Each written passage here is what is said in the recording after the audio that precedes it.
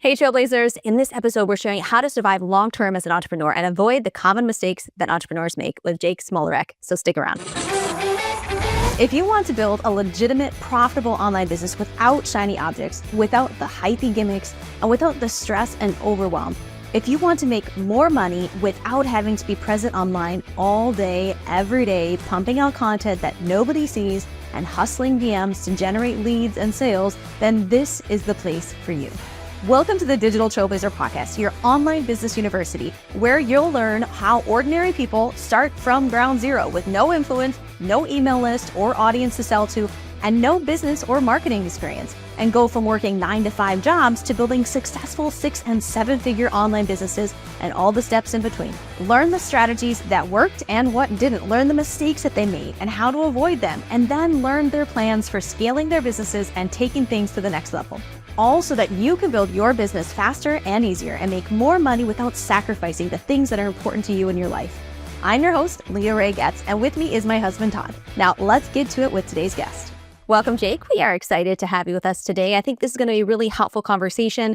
I think it's important for folks to understand a little bit more about your background, though, and how long-term you've actually been in this game, because I think if anyone looks around at the world or the country or the economies, anything today, we can tell that things are always changing. There's a lot of ups and downs. There's a lot of fear, how to do this long term, how to keep your family, your business steady and safe. So we're going to dive into all of that, but give a little background for the audience. Let them know kind of your history and where this came from. Sure. First of all, thank you very much for having me today. So I am a business coach, but first of all, I am actually an entrepreneur. So I'm one of those coaches who actually built quite a few successful businesses. And at the same time, I actually failed quite a lot of times. So I lost everything twice properly. It's like from lows to zero.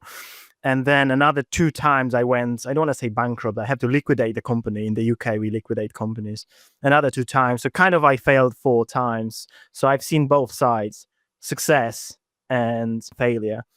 And interestingly enough, I always say it's not really failure. I think we're using the wrong F word. It's not failure, it's feedback. Because every single time when you fail, you're actually getting loads of feedback. You can learn from it. You don't have to, but I 100% recommend learn from your mistakes, because there are some people who never learn. But yeah, so I'm a business coach. I help my clients scale their business and at the same time not become a slaves to their business. Working on a business, not in a business. Yeah, I love that. And I think that resonates a lot with me. I think as someone who's studied what people have done in different things online, even like different strategies that people have started doing for marketing or different things. And then you talk to them and you're like, okay, so tell me, how do you do it? Well, they just hit the lottery. Like they just did it right the first time. And if you ever try to learn from someone who did it right the first time, it's a really shallow lesson. Like if there's not a lot of meat there, they can't tell you, oh, make sure you don't do this, or this is where it'll go downhill, or any of those warnings. And that's so important because they just happened to do it right. And they didn't actually learn all of the stuff of making sure what not to do and what is the actual formula to make sure that you succeed long term. So I don't know if anyone else resonates with that, but that's totally where my mind went. Oh yeah, 100%. I think it was Ed Sheeran who said like, there's so little that we can learn from success, because most of the time we're actually learning from failures. This is where the feedback is coming from. If you only succeed your entire life, how can you learn? How can you appreciate success if you never failed? So obviously failure is a big part of this. And like Leah had mentioned, without that failure, you lack that depth of knowledge and experience. Learning from someone who's never failed in their business before is usually the toughest person to learn from, because when you run into problems, they can't help.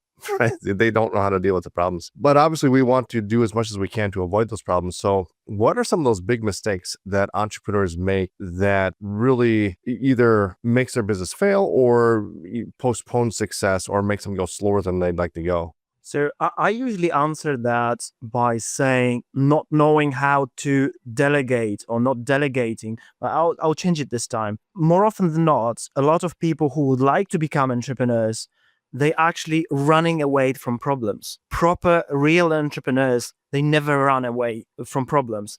quite of opposites. They're actually searching for the problem, because problems are good, especially if you're an entrepreneur.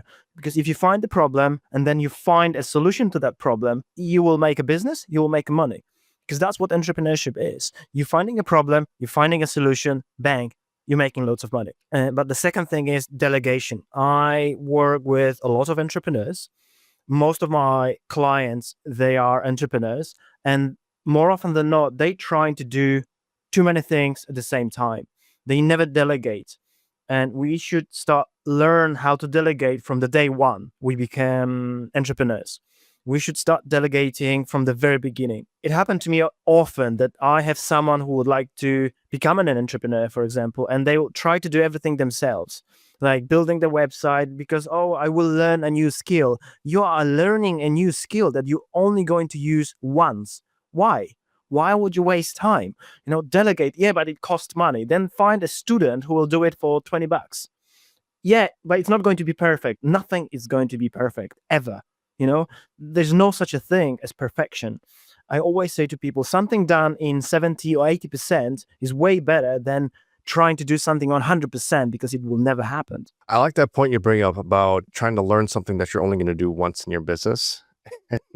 Because that building that website, I've done it more than once, but it's maybe been twice. When you could actually do something that is in a business, the most important thing is lead generation. You have to generate leads in every single business, including non-for-profit. I've built non-for-profits from 2 volunteers to over 600 volunteers with my business partner. And it's funny that we call them non-profit, because non-profits, they actually have to make profits. Non-profits are the same businesses like any other. Running a charity, you have to make profit. You have to make money. It's a business like any other businesses. And in a business, you have to make money. Like I always say to people, in life, money is not the most important thing. It's quite high, it's very close to oxygen, but it's probably not number one. But it's top 5, maybe even top 3 for some people. It depends how much money you have. But when you're running a business, money is the most important thing. Sometimes people argue with me like, no, it's people. People are the most important. How about if you're not going to pay them for 6 months? Are they going to stick? No, money is the most important thing. So you have to concentrate, especially at the beginning, on actually getting that money. Because once you get the money, you can pay for building that website or doing social media or doing anything. So actually getting the money in a business, getting leads, converting those leads into paying customers is the most important thing. So you should, at the beginning, concentrate on that rather than concentrating on things like, getting an office and desk and computers. Like, no, this is the second or maybe even third most important thing. The most important thing is getting clients. Yeah. And I think so many people, when they think about how to generate leads, I know with the people that we work with a lot of coaches, course creators, agency owners, and things like that.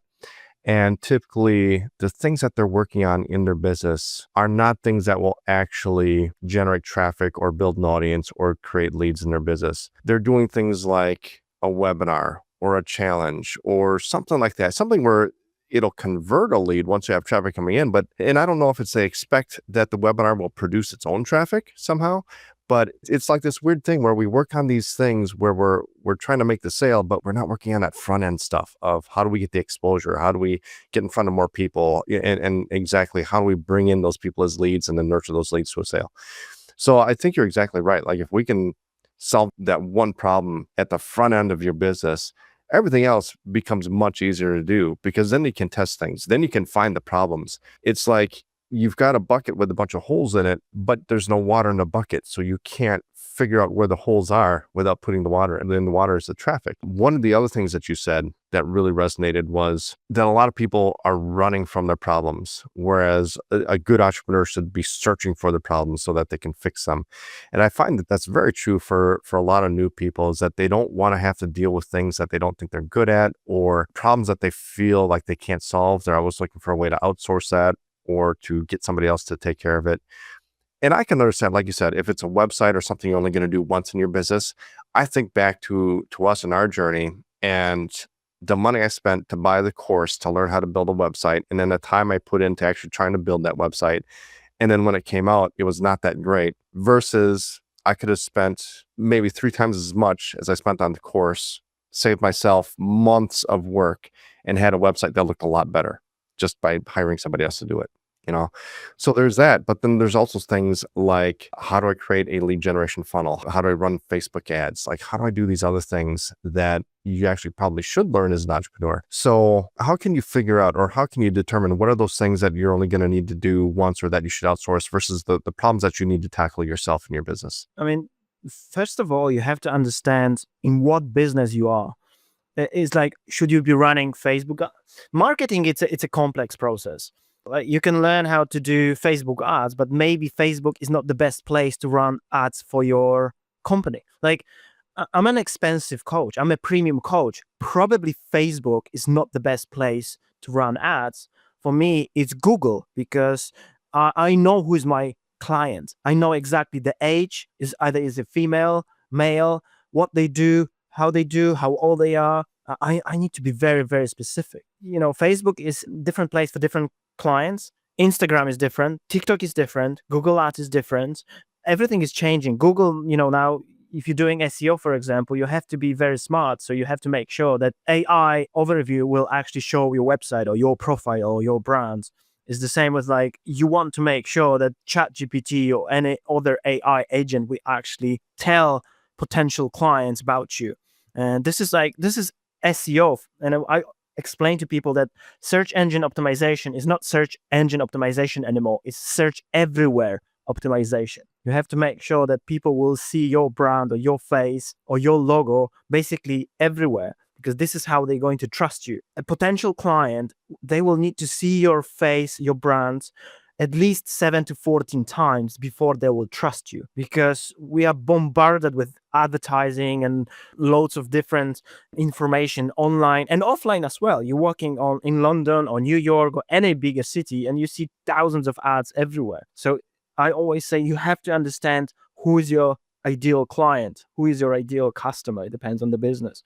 It's very crucial, because then you can start making decisions. Are we going with Facebook? Are we going with, I don't know, leaflets? And then it's a numbers game. You have to make sure that your potential clients, they will see your face, your logo. But if you're starting a business, if you don't have any money to run ads, if you don't have any money to build a website, again, find a student who is building a portfolio and negotiate, and maybe they are willing to do that website for free, or maybe for $20 or $50, which is like almost nothing. But help them. You give them the testimonial. You give them a really nice review. They will do it for minimum of costs. The website doesn't have to be perfect. It's the same like when people say, "Oh, I've done 500 leaflets and no one called me," because 500 leaflets is not enough. It's 500 leaflets every day for the next 365 days in a row. It's a numbers game. And it's not like one leaflet per house. That leaflet must be enter that house once a week. They have to see that leaflet 10, 20 times, and then they will be like, oh my God, they really doing that thing. We already saw that leaflet like 5, 10, 15 times. Maybe I can at least read it. Like, oh, they're doing carpet cleaning. Oh, let's give them a call. Let's have a chat. This is how you do marketing. You cannot spread yourself into entire city. Pick up one area and do that leaflets every day for the next year, and then you will see results. It's the same like with Facebook ads, Google ads, any marketing tool. Well, and I think part of the problem is that there's so many marketing or business coaches out there that are selling courses and programs, or they're making these promises like, hey, this one strategy, if you just do this one thing, people will buy and join. And it creates this expectation of, okay, I can just do this one thing, and then the people who are ready to buy and join are just going to see it and they're going to sign up and buy. Like you said, it just doesn't work that way. It's the repeated exposure over and over, right? Yes, it's one of the things. I had this one very enthusiastic man. He came to me a few weeks ago. He was in his mid-20s, and he said like, hey, I'm going to become some kind of a coach. I can't remember now. It's like, I will be doing Instagram ads because I'm just finishing that course. That course just promised like, I'm just going to do paid ads and I'm going to have loads of clients. It's just like, first of all, sure, doing paid ads, it's good. It's a very helpful thing, but you can do it correctly. But if you still have the wrong copy, no one will buy. More often than not, when my agency, we take over a Google Ads account, just for example, and I can see everything is done correctly. But the big problem is those big and medium-sized agencies, they use IT people who are very good at technical things, and they will also ask them to write a copy. but they're not salespeople. They will say something like, buy from us because we are the best. Who said that you are the best? In what? It's just like, no, you have to talk about the customer. You have to talk about the client needs. Like, hey, come to us and we're going to solve your problem. Hey, do you want to grow your business? We're going to help you do this and that. Whatever it is, you're talking about always about the customer, always about the client, not about yourself. It's just one of those things, because doing Google Ads, it's a complex thing. I always say to my marketing clients, like, having a really good Facebook campaign or Google Ads campaign or any paid advertising campaigns, it's a 50% success. If you have a crap website that it just doesn't convert, you're not going to have any sales. So it's just like, this is what I say to people. In business, everything matter. Not equally the same, but everything matter. People will check everything. People are not stupid. People are clever. People see everything. People can see through.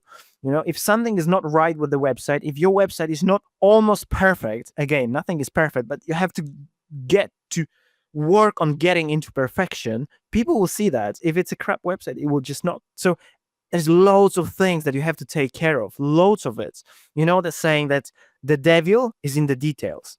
And I always say to people, it's not the big things you have to take care of. It's the small things you have to take care of, small bits that people see. Because you cannot be successful in one big jump. It's small steps that you do every day for 7 years in a row, and then you're successful, and then people call you lucky. Your story about that 20-something-year-old wanted to run Instagram ads and thought he was going to be rich off that. It's funny because we had a very similar beginning to our to our entrepreneurial journey. This was when we were doing network marketing, and we were trying to find ways of generating leads and getting reps and customers for our network marketing business. And we ran into this guy who was teaching network marketers how to run paid ads. And we were brand spanking new to online marketing. And I remember listening to that, I'm thinking to myself, oh, that just sounds too easy. This would be so awesome if it's true. And so I messaged him and we got on the phone and I asked him, so let me get this straight. And so I can run an ad on Facebook and it can just go to my company's video and people see that and I can generate leads and get reps from that. And he's like, yeah, basically, yeah. I'm like, okay, I'm in. So I bought the course. I forget how many weeks I spent trying to, putting together the ads and setting my ad manager up in Facebook for the first time. I think this was back in like 2015, 2016, somewhere around there. But I remember turning on the ad, like submitting it, turning on the ad. It was going through the approval process. I was like, okay, Leo, let's go out to eat. Let's celebrate. We're going to have some leads coming in. And then I get the notification on my phone that our ad account has been suspended. And the ad ran for maybe 15 minutes and then the ad account was just shut down and we could not get it back. And it was just panic from that point forward. And it was the first big problem in our business that we had to kind of figure out. And we eventually came back from that. But it was a tough lesson that, like I said, we just had that expectation of, okay, you just do this and the leads and sales come in. And that's a proper Dunning-Kruger effect. Have you heard about Dunning-Kruger effect? So basically, in a simple words, you don't know what you don't know. I'm sure that you met people that they read one book, no, better than that. They read one article on the subject and suddenly they think that they know everything about the subject. And on the opposite side, you've got people who've been studying the subject for 25 years and they still believe that they know just a little bit. That is just like, and now on one side, you have this idiot who read one article and now he thinks he's an expert. In the coaching world, it happens all the time. Someone will read an Anthony Robbins book and they think they're the best coach in the world. They'll be changing people's lives. And on the other side, there are people like me who've been doing this for almost 20 years. I experienced bankruptcies and I've been homeless on paper, let's say, but I lost everything. And I'm thinking sometimes like, do I have enough experiences to help people? That's Dunning-Kruger effect. It's just some people, they think exactly like this young gentleman. He came to me and he was like, yeah, just turn on the ads and everything will magically happen. But no, it's a very complex process. You have to take care of so many details you don't even know exist. But I'll give you an example. Like at the very beginning, you don't have to pay for ads. You don't have to pay almost for anything because use your network. If you have the product or you have your service, use your network first. Why? Because it's free. It's completely free. I remember I had those three brothers, and they've been doing websites. They've been very young, like 18, 19, and 20 years old. Three of them, very enthusiastic, very nice, a little bit crazy. And they've been trying like cold calling people, cold messages people, send cold videos. Very clever, very interesting form, but it's still a cold form of contacting people. Sure, it works, but you have to send hundreds, if not thousands, of those messages. And it turns out that they've been doing websites for doctors. Why? Because their dad was a doctor. Well, he still is, actually. And I said, like, you're doing it wrong. You have a lead generation thing at your home, which is your dad's phone. And go to that phone, because your dad, he knows other doctors, and those doctors know other doctors. Now you have free leads that are not cold, they actually warm, because you just have to ask your dad to call those people and ask them, not even ask them, just tell them, hey guys, you need a new website because the website you've got is very bad, or something like that. A very poor salesman speech, but it works. And they went from, it was in the UK, from 1,500 a month to 15,700 a month in sales for free. I always say, use your network. Your network eventually will dry out, because you only know this amount of people, and you can only ask them to refer you to this amount of people.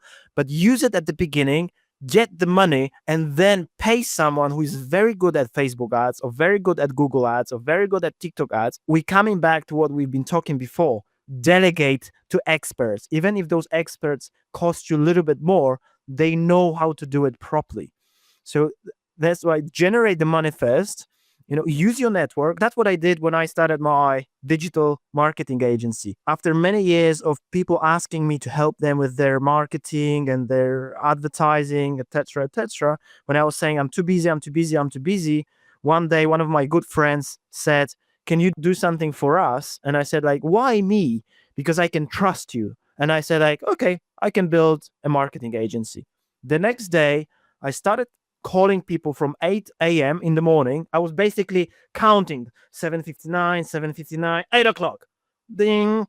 And I finished about 10 o'clock at night. And that day, I think I signed up, I think it was 10 or 11 clients that day. I just dedicated, I used my network, I called hundreds of people, and I was like, hey, do you need marketing agency? No, goodbye. Hey, do you need, it's just like as simple as that, because your network is free. And then when I get, let's say, 10 clients, they started paying me, marketing agency. It's a subscription-based business. So every single month, you have people, then I could use that money to start advertising and start getting more clients, etc., etc. But you don't start with paying ads at the beginning. Use your network, and use your network wisely.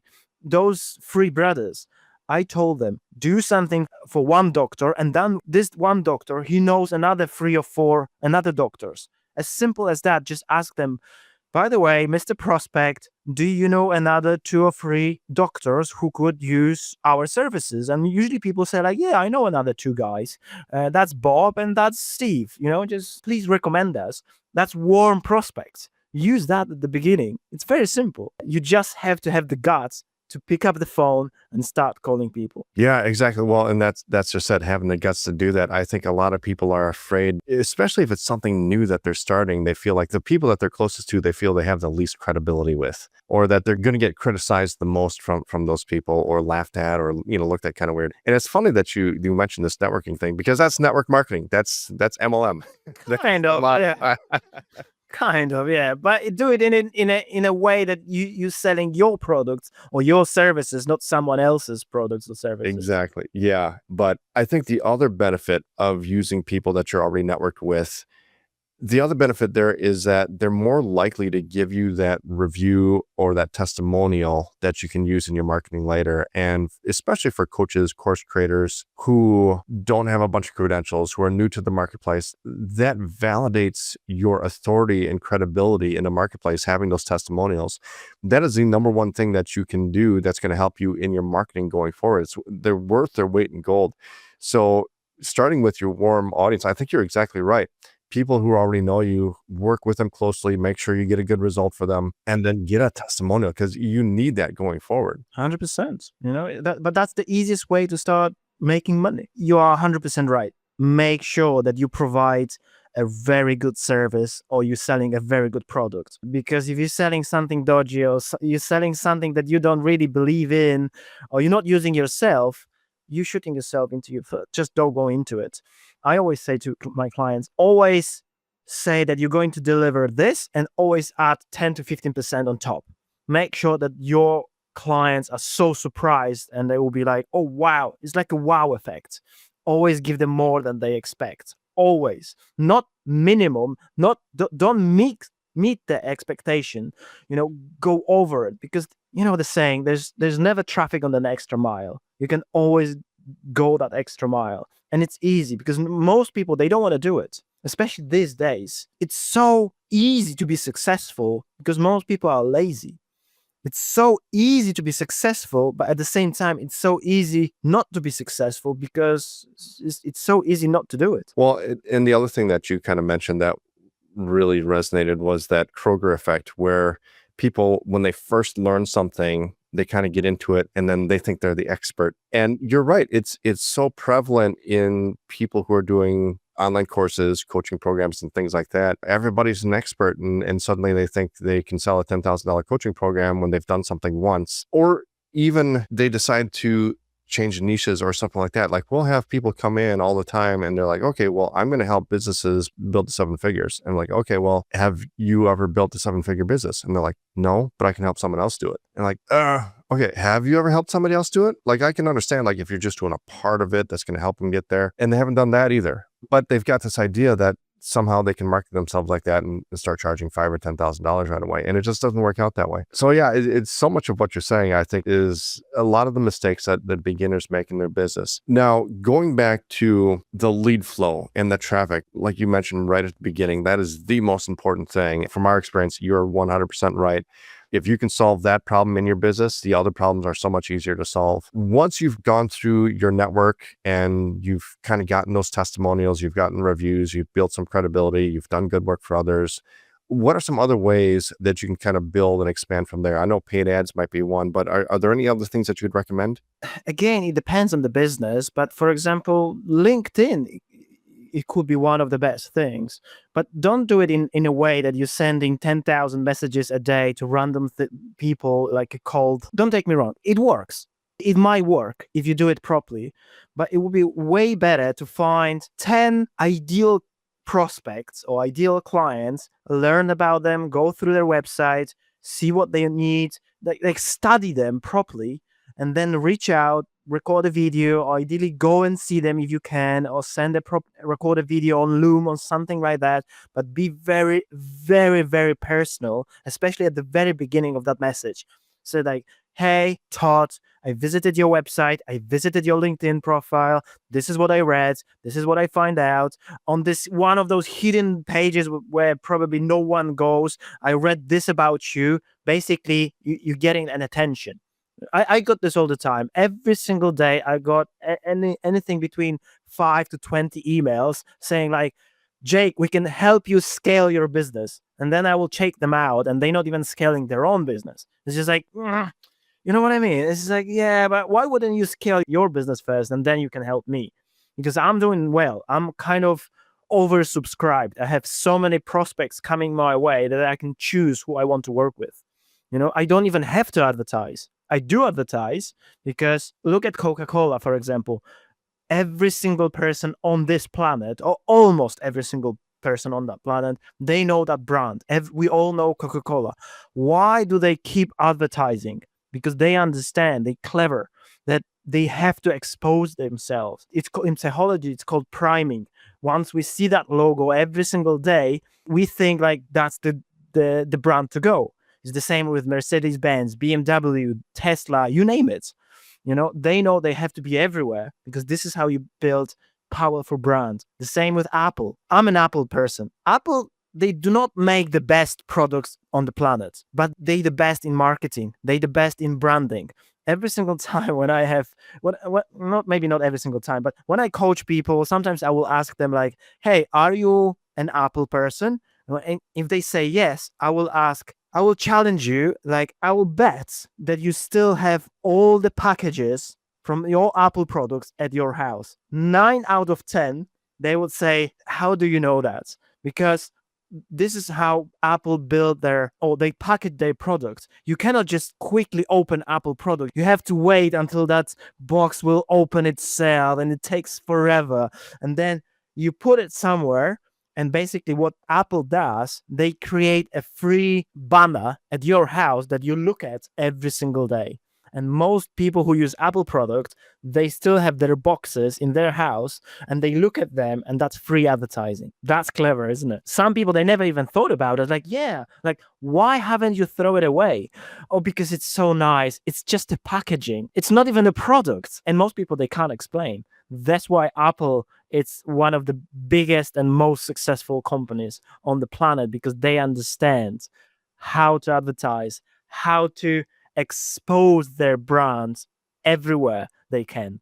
Well, Jake, this has been a really interesting conversation. If people want to learn more about you, where should they head? The easiest thing to do is to basically Google my name or ChatGPT my name, Jake Smolarek. Unfortunately, there's not that many Jake Smolareks out there, so you will probably get straight to me. Wonderful. And you mentioned something about a consultation, correct? Yes, I always offer a free of charge initial consultation session that usually takes any between 30 minutes up to 2 hours. So it's quite long. And then I explain how I work. We go through all the problems with every single prospect or anyone who will come to me. It's a very powerful conversation. I had situations that people came to me. We went through, the initial consultation session, and people are like, thank you very much. That's it. That's what I wanted. And it was completely free. And I was very happy, and they were very happy. That's awesome. Well, we'll have the links to all of that in the show notes and description. Thanks for being with us today. Thank you very much. You've been listening to the Digital Trailblazer podcast. For show notes and information about today's guest, head to digitaltrailblazer.com. Now, if you love this episode, if you got some value, make sure you leave us a review and subscribe. And be sure to share this episode with anyone you know who could use help to build their business. Thank you for listening, and we'll see you next time.